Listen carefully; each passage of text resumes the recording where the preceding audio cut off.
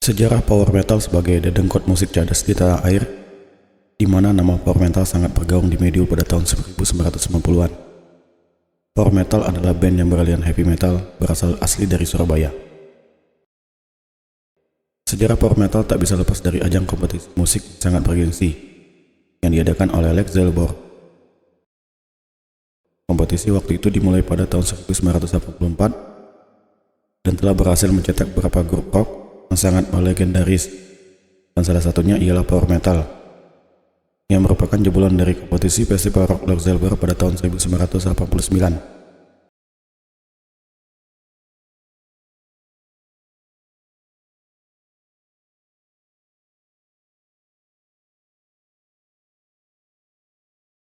Sebelum menjelajahi dunia rekaman, dalam aksi panggungnya grup ini sering membawakan lagu-lagu Metallica, Anthrax, Halloween, Loudness, atau Yngwie Malmsteen.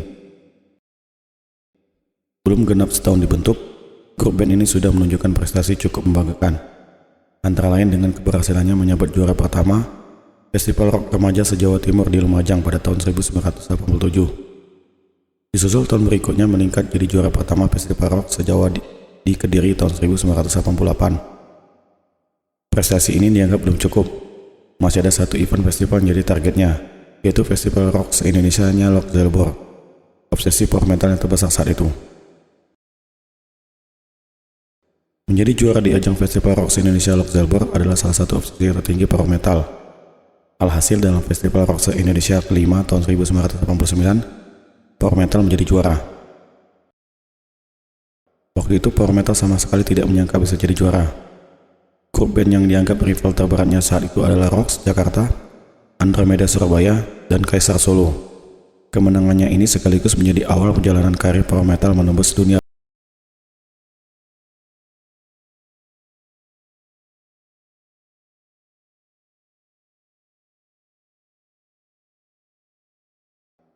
Sebagai promotor merangkap produser, Lok Zelborg memang belum menjanjikan grup band juara pertama kompetisi rock se-Indonesia langsung tenggan kontrak rekaman album.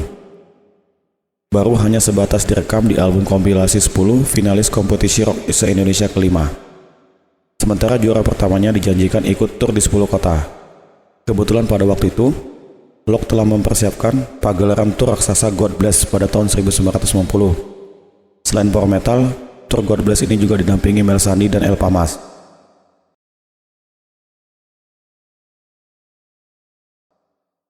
Di tengah persiapan tur, power metal diguncang hengkangnya Pungki, lalu diikuti basis Hendrik Sanada.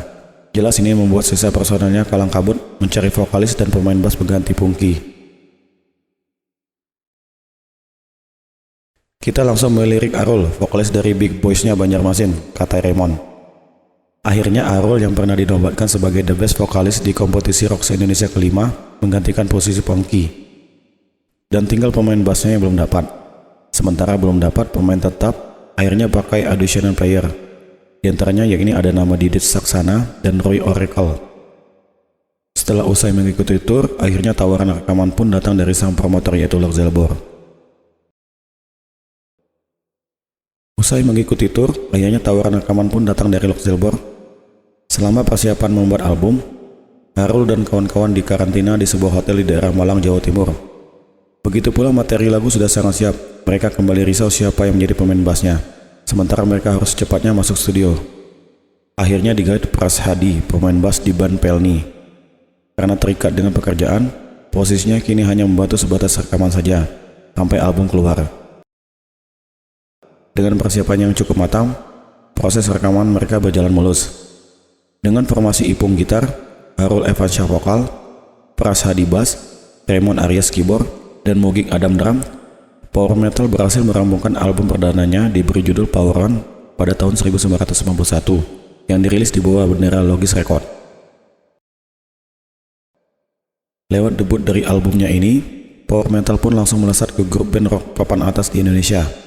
Mereka mulai diperhitungkan.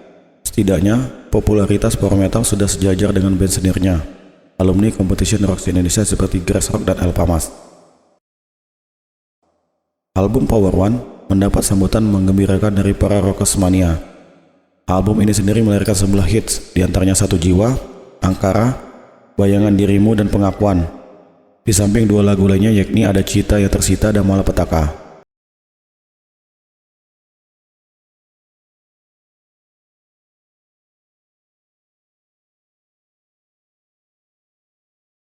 Kesuksesan album ini membuat Power Metal diganjar penghargaan sebagai pendatang baru terbaik di ajang BASF Awards pada tahun 1991. Angka penjualan kaset album Power One sendiri waktu itu laku di atas 300.000 kopi.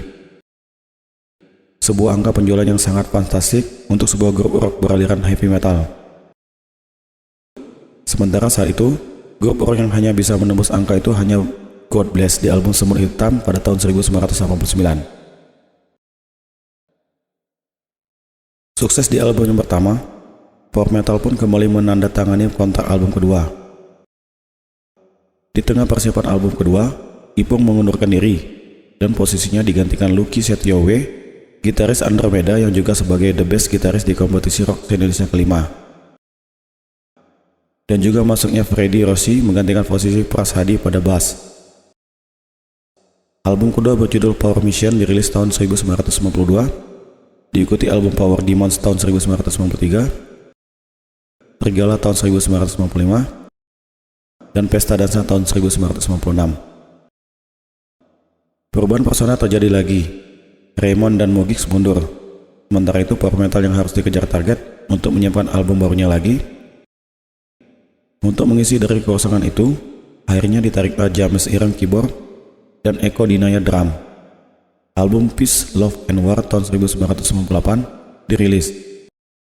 Sayang di album ini, lagi-lagi kurang berlaku di pasaran walau secara musikalitas cukup bagus.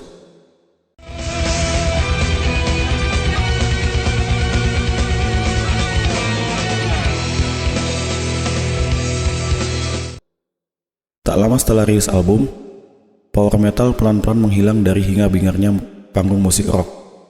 Tak heran pula bila di tengah kevakuman itu muncul berita spekulatif bahwa grup Power Metal ini bubar. Sampai pada akhirnya muncullah inisiatif dari founder Power Metal itu dengan kembali memanggil Raymond untuk diajak membenahi Power Metal lagi. Antara lain dengan mengajak Ipung kembali gabung di Power Metal, menggantikan posisi Lucky Setiowe yang saat itu mengundurkan diri.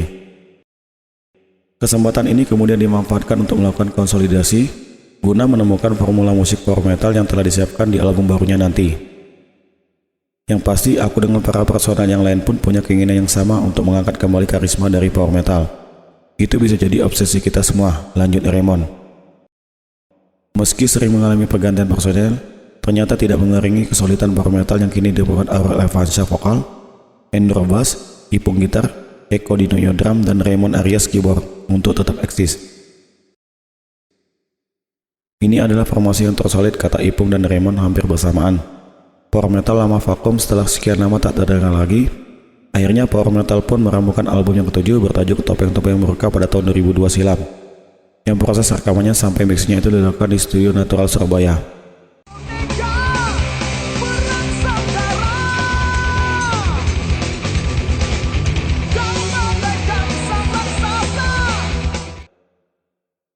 Pada tahun 2004, Power Metal mendampingi Halloween saat manggung di Surabaya. Sebelumnya di tahun 1990, mereka juga mendampingi Sepultura, band thrash metal asal Brazil saat manggung di Tambak Sari, Surabaya. Pada tahun 2005, album ke-8 berjudul Kebesaranmu beredar. Hits-hits andalannya di album tersebut antara lain Kebebasan, Serigala Malam, dan lagu religi bertajuk Kebesaranmu.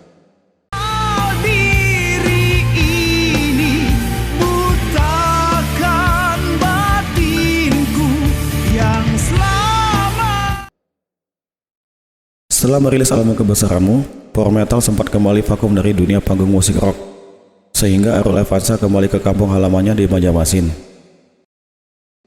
Kawan-kawannya di Power Metal kehilangan kontak dengan Aurel, sehingga akhirnya membuat mereka berinisiatif mencari dan mencoba beberapa vokalis baru. Tapi tak lama, salah satu seorang dari penggemar Power Metal berangkat ke Banjarmasin dan berhasil menemui Aurel. Di media akhir tahun 2009, akhirnya Aurel kembali ke Jakarta untuk bergabung lagi dengan Power Metal yang saat itu telah mengalami pergantian personel.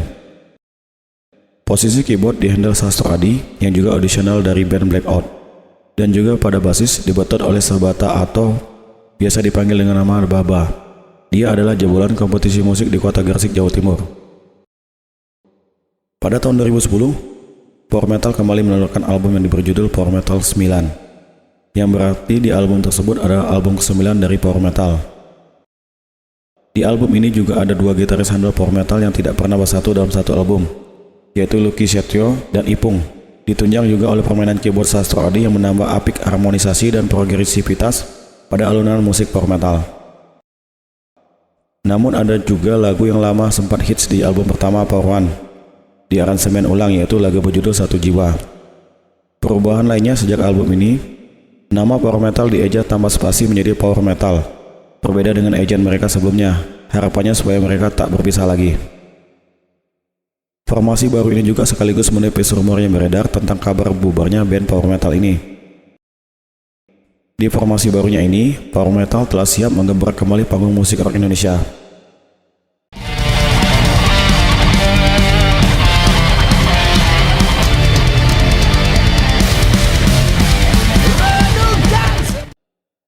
Pada tahun 2016, Power Metal kembali meluncurkan album terbarunya yang bertajuk Power Gold.